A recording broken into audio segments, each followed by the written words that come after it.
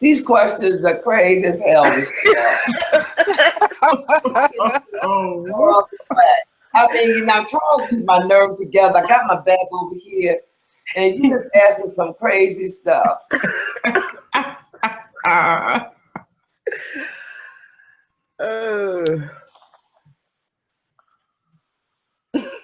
I'll do this one. I'll keep it light because the other one is crazy as hell. It's by some freakish quirk. Really, Michelle? Oh, we did that one. We did that one. Which one? Oh, yeah. What do we not do? America's love for Michelle Obama. Yeah, we didn't do that one. At least many of us do. Do you imagine she could ever be elected POTUS? Why or why not? She's too smart for that. I was going to say. He's already seen the trouble. Well, I just know she's seen, no.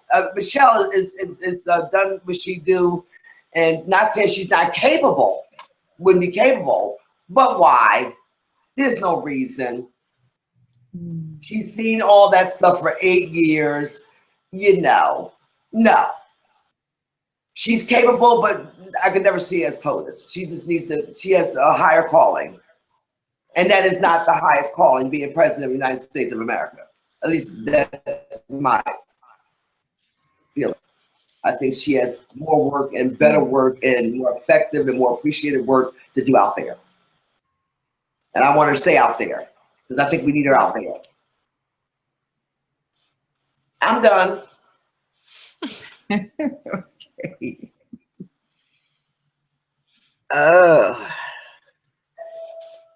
Well, do I imagine that Michelle Obama could ever be elected POTUS?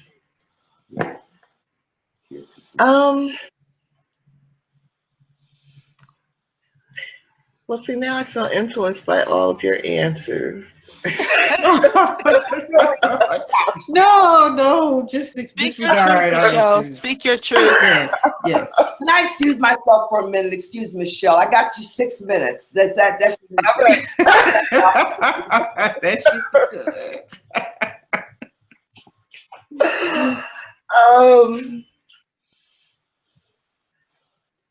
do I think it could happen?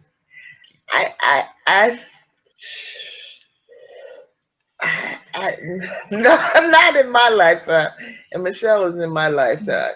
So, yeah. So no, I think that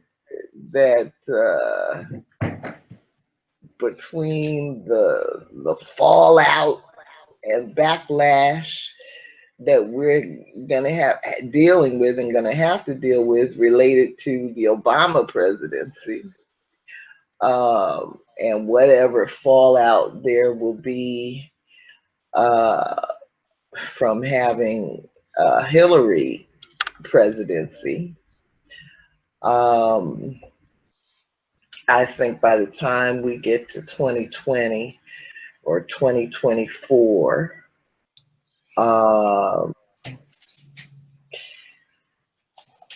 the white men they really will have lost their minds.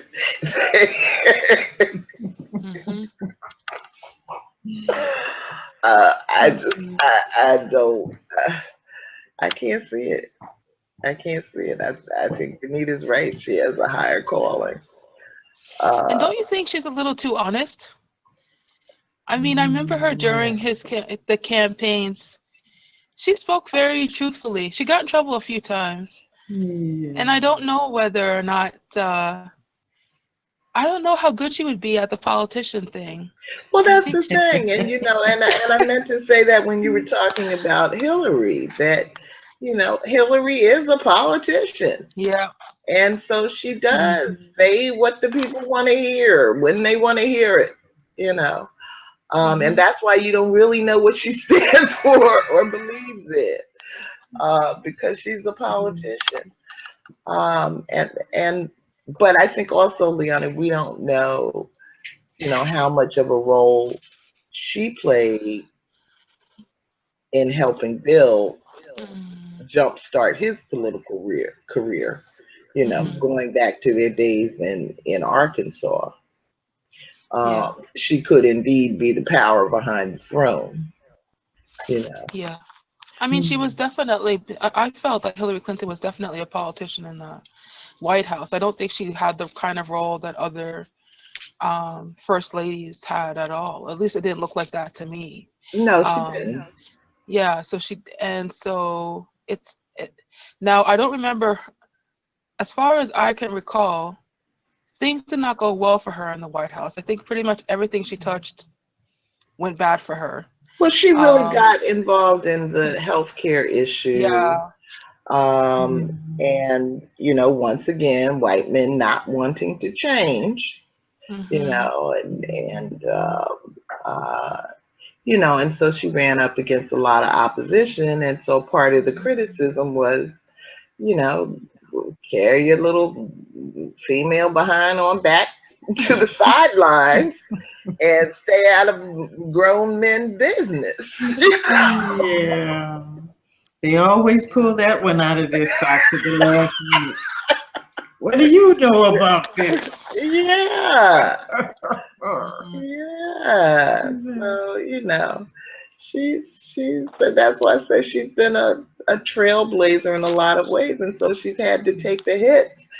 And, and a lot of that has come in the form of the kinds of attacks and criticisms that we see on her.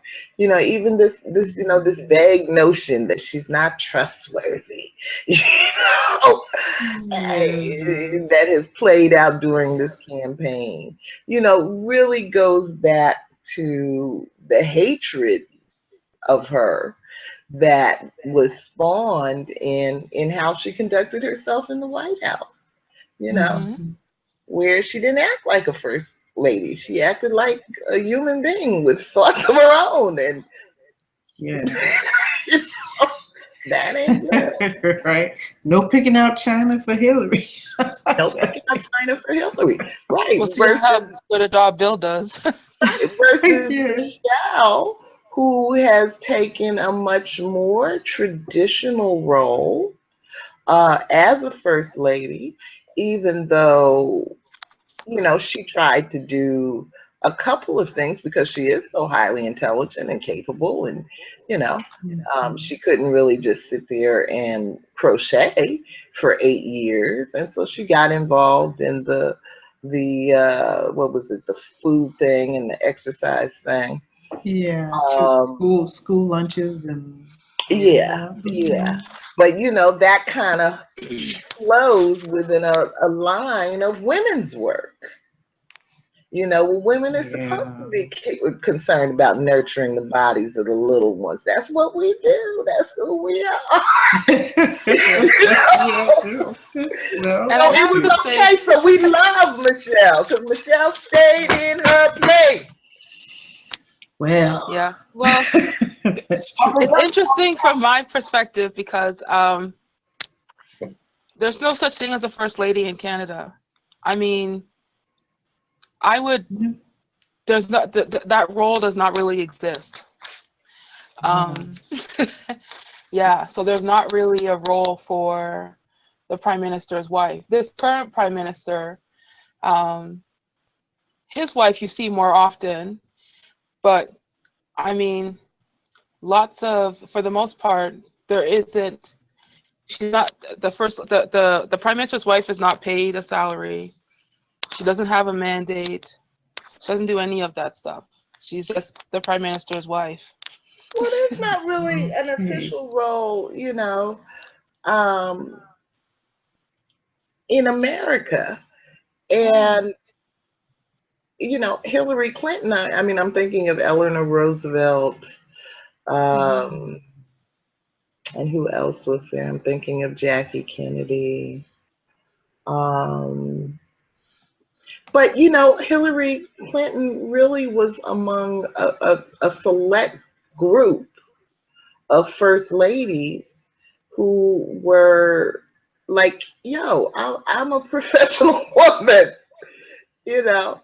And just because my husband has become president of the United States doesn't mean I'm going to sit back and be silent, you know, and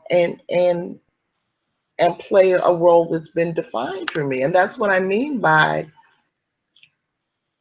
she parlayed the position that she was in into political opportunity for herself.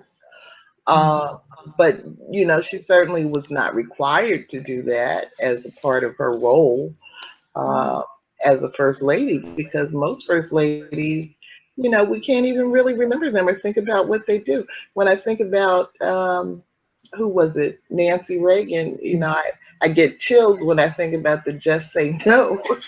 Yes. You know, but she's associated with that. You know, they usually do have some kind of issue. They do. You're right about that.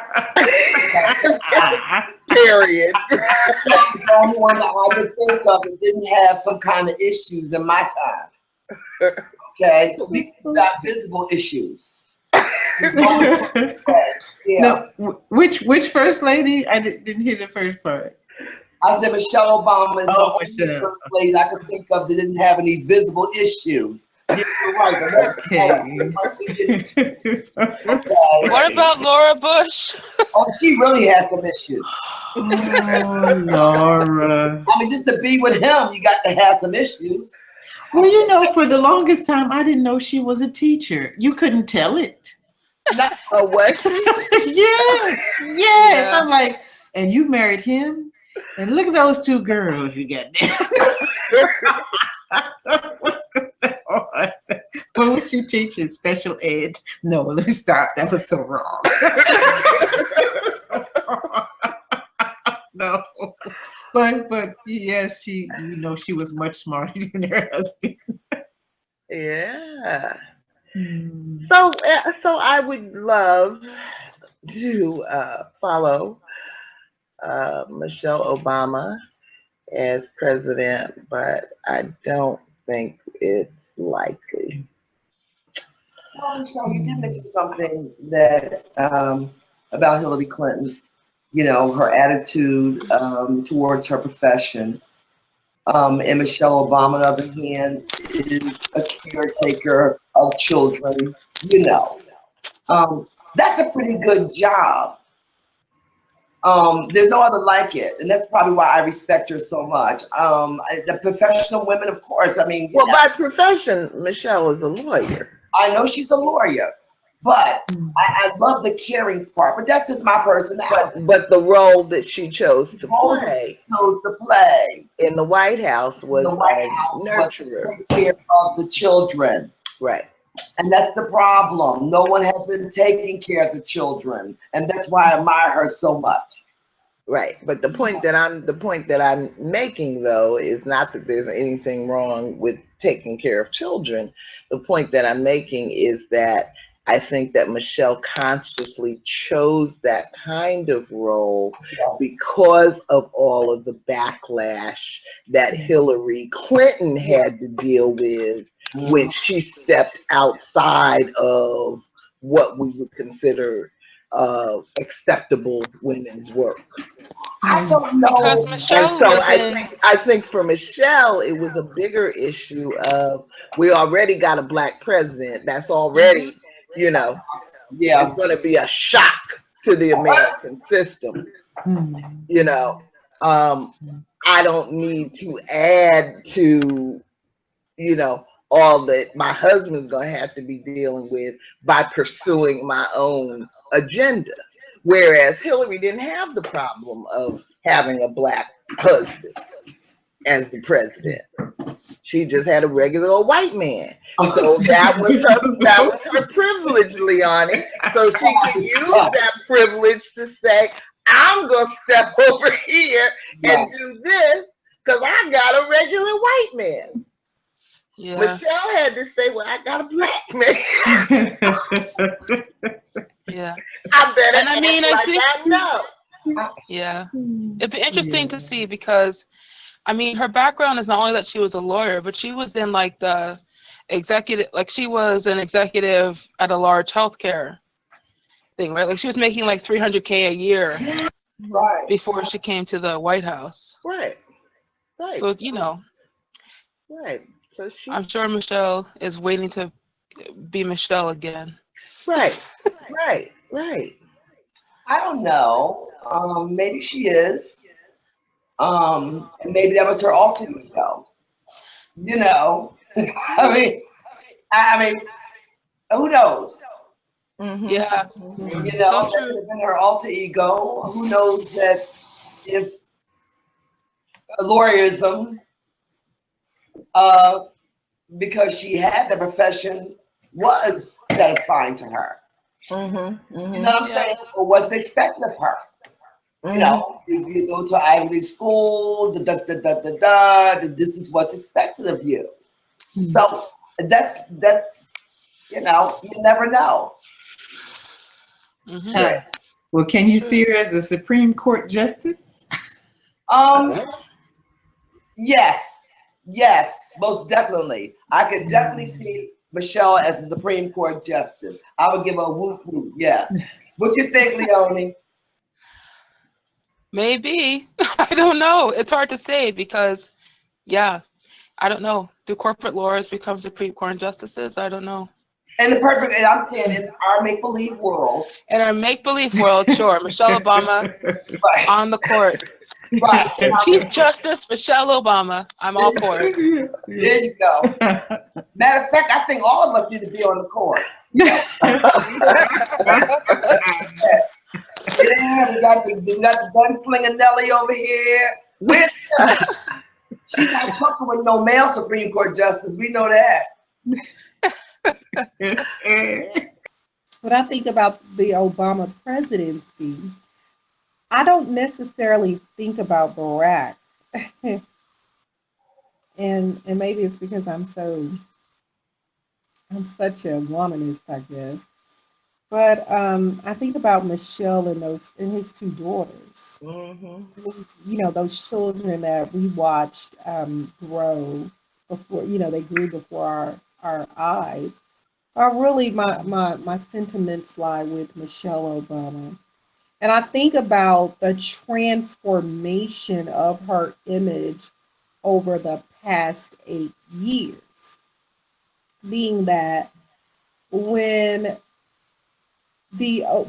President, he was then a senator, state senator, who was campaigning to become president, like so many Black women, treated like who have, Black women who have an opinion, treated like the caricature, the satire. She was silenced. And so then I'm just looking at this trajectory of these 8 years and the way in which her image was, engaged by media, and she's silenced.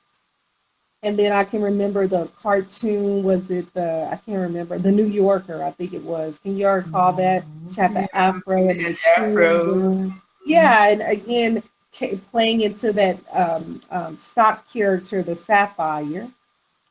And then slowly this Black woman, this educated, professional, phenomenal Black woman slowly gains this public voice. She's allowed to step outside of this, this private persona, if you will, and have this public voice.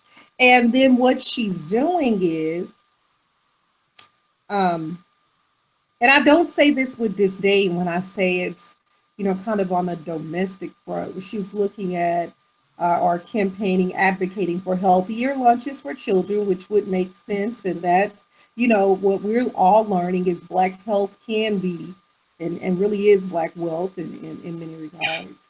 And if I take the healthier lunches and just kind of put it in the scope of, although all children had to deal with that, but Black children specifically.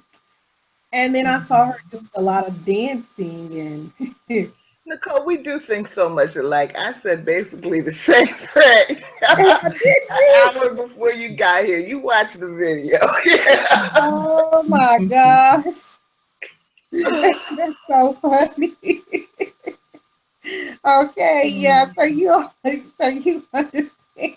Yeah. Oh, yes. So I guess my question is, now that Hillary has used her, and so we go back to When and Where I Enter, we understand how Black women have been used to pull in votes to support, undergird the that which white women champion, that which where they want to go, their freedom, their agency.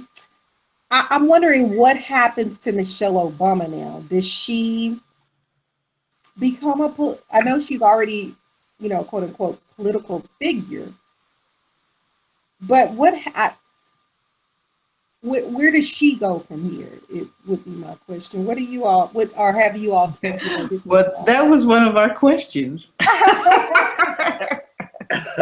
What did we say, Georgette?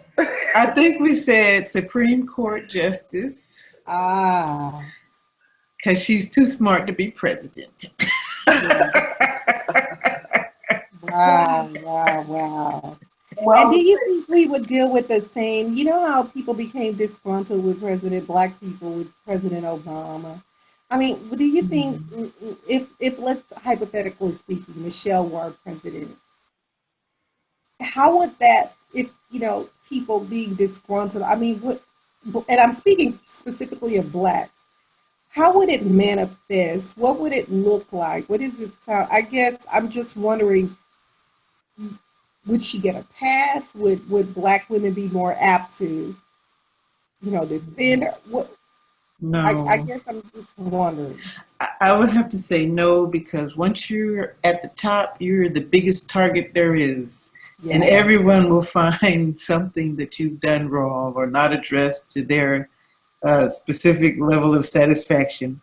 And I think her role as First Lady gave her the opportunity, after she learned the ropes of what she could say and what she couldn't say, an opportunity to be that softer side of the team that is her and Barack, so that she could do the things that would make people love them and, more, and be more accepting of, even though you had those hardcore why are they messing with lunches? We don't need those stinking lunches. Well, if we don't need vegetables, ketchup is a vegetable. Crazy stuff like that. But she was able to use that feminine power to do what she does best, and that's convince people to do the right thing. I mean, if you are logical thinking, you can see, because she's a lawyer, she has those skills. She can present the correct argument for whatever it is and wrap it up in words for her particular audience. And that's something the president does very well too. And you have people who don't appreciate those skills, especially coming from brown and Black people, because we aren't supposed to be thinking, they're very articulate. Blah. Okay, that kind of mentality that has to be guarded against and fought against on a daily basis. You always feel like you're proving yourself again and again. I am smart enough. Hey, I'm capable of doing something just as well, or maybe perhaps better than you are, but you don't think so. And so, I think she very graciously attacked the problem, which was racism and sexism and every other ism they could find to throw against her and her husband and her children, to win the hearts and minds. You talk about winning hearts and minds. That's how you do it. You don't do it with a bunch of propaganda and appealing to the basis level of, our human nature. You do it by presenting a great package with great arguments. And why can't we have good lunches? Okay, don't children need vegetables? Yes, they do. Okay, and they don't need sodas that are sponsored by this company and the The school is getting a kickback for it, okay? Because all the money's going to the football team. We'd have no money for chess. Okay. What Chess I'm club, just you know. saying, Could if you she were to have take seen on the Hillary role, Clinton championing that? huh? Hillary Clinton. Could you all imagine her championing healthier Well, lunches when she was well, first? I mean, Hillary is the one that championed, healthcare when Right. she was the first lady. Uh-huh. And so, as I think I was saying earlier, um, that was trailblazing in a sense, you Mm-hmm. know, stepping outside of the traditional role of what a first lady was seen as in the US. And so, but she did it in a way that was more abrasive, I guess. That's a good word. That's a You're good saying word. Hillary did Yeah, more in a way that was to more the brief. system. Yeah. And I think that Michelle learned from that, Mm-hmm. and strategically decided to take a softer approach. But I Yeah. think, as Georgette said in the beginning, and I agree with, if Michelle were to be the candidate, then, she couldn't be that soft, fuzzy Mm-hmm. sweetheart that we have all come to know and love. She would have to take on some of the abrasiveness of a Hillary Clinton. And in a black woman, I don't think that's going to fly right now. What did I just read? That there are like 4 or 5 different black women presidents of HBCUs Who were Oh, mm-hmm. who were either fired or stepped down with like in the last 2 or 3 months. Right. And what? that's our problem. It's like on the one hand, I'm still, there's this tightrope, these dominant caricatures of, between the mammy and the sapphire, right? So if she, has an opinion, is, abrasive, if she's straightforward, candid, frank, sapphire, angry black woman or whatever. But and they would, oh, let me love you, let me, I Right. I still don't know what to make of the, when she hugged President Bush, which was a beautiful moment. It was a genuine, and it made the news, and papers circulated that image. And, we have to be careful. And I don't want to read it too much into that. I don't want to go too far. But this notion of mammy, that, oh, that black woman, and steeped in our historical memory in this country of, oh, come on, a man, and let me hug you and let me make it all better for you. It's that's just interesting. And then on the other hand, to be a black woman and to say, hey, I'm with a black man who's powerful enough, whose earning potential is high enough that I don't have to work. Because a lot of white women have had that privilege. And they can say, oh no, hubby, and I'm a stay-at-home mom, and the kids, 18 and 20 years old, and they're stay-at-home mothers. But Right. but black women, that's a part. For some of us, that's a desire. Mm-hmm. That we would enjoy at least. We think we would enjoy that. I can still recall when I was a brand new teacher, and I was telling my sister about it the other day, and never forget this black woman, Miss Johnson.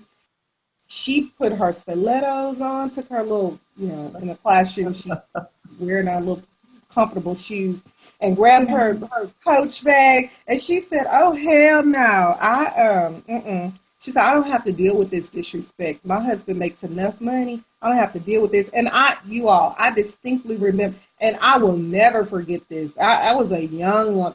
She put that purse, put those heels on. And I'll never forget, she looked in the mirror at her, her lipstick, puffed her lips, and she was like, okay, I'm gone. And she walked out. And I remember the assistant principal saying, hey, and come back in, let's talk about. She's like, no, I don't have to deal with this. And I know now that what she was expressing, again, that's the discourses of safety and being protected. And, you know, say, no, my body, I don't have to deal with this stress and among, you know, other things, this trauma and so forth. So I, on a very visceral level, I understand what Michelle is saying.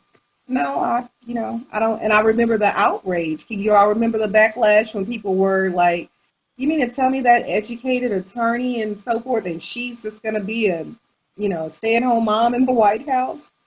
But Black women have not had an opportunity, by and large, to be that. Right. Right. I don't know. I look at it a little differently, but of course, I usually do.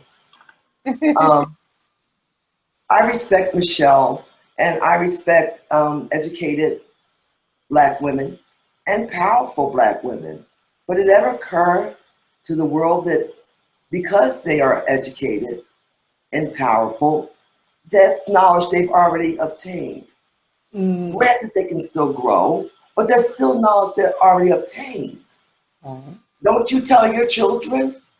I know I told mine, when you master a concept, you master it. Of course you can grow, you can always grow and learn, but it might be time where you might want to take in consideration. I always use the word might, even when it comes to church. I'm not folks. I said you might want to take a look at your religious leaders. I didn't say take a look. I said you might want to. Right. You know, and not to change the subject, it's almost intertwined. It's like, don't you tell your children that? I know I told mine. But as soon as you mention even church, and you say you might want to take a look at it, then there's a problem all of a sudden. There's a problem. You might want to look both ways before you cross the street. That's acceptable. You might want to take a look at your religious leader. That is a problem. A professional, educated Black woman has mastered those skills. Of course, once again, you can always learn as long as you live. So maybe did it ever occur to maybe the world that maybe she's mastered those skills and she intertwines those skills to learn and explore other skills like healthy lunches? Why does it always have to be if an educated, powerful Black woman turns another corner to pick up some knowledge or to, I should say, distribute some other knowledge, all of a sudden she's gonna stoop down? Why? Right. I don't understand. You know, I'm not saying, I'm saying that this is sometimes what I hear. I'm not saying that it's the word, because what I say, I'm just, you know, that's just what I hear sometimes. Right. And I don't know that I have the answer, but you know, I will say I don't think that anybody here is saying I'm not that. talking about here. See, I'm talking about in general. I'm saying sometimes I hear people automatically question their motives, and I mean that in a positive way. Yeah, but I mean, but they question that. But why? Well, I'm trying to give a possible answer to that. You know, and I think that a part of it is that, yeah, we all want to grow and learn new things, but you know, it takes a lot of energy, effort, time, and money to build the kind of career that Michelle Obama had. You know, she was a high earner. She was doing well. And so I think it's perfectly legitimate for people to wonder, is she really happy in the role that she has taken on in as FLOTUS? And she may well be, you know, for all the reasons that have been mentioned here. You know, it was an opportunity for her to grow another side of herself. it was an opportunity for her to feel safe and protected by her Black man. You know, it was all of that. But in terms of your question of why does anybody question that, you know, that I think that's a part of where it's coming from. It takes a lot of work to attain the level that she had attained. You know, I used to imagine for years and years that I wanted to be a lawyer until I had the opportunity to work for lawyers. And when I really got to see the work that they did, and I thought about all the work that goes into becoming a lawyer, I didn't want to do it.